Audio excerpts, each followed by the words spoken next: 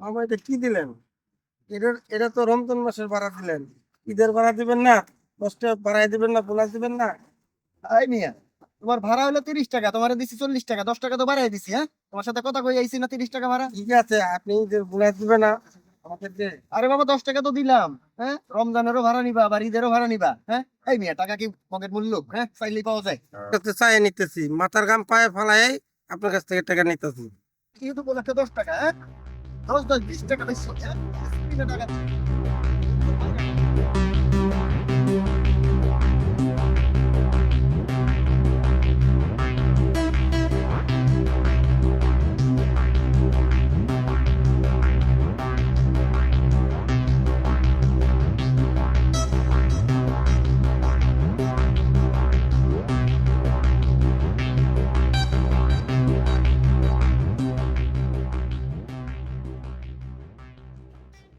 গরিব মানুষ পায়া আমার মারলেন, আল্লাহ বিচার করবো আপনার।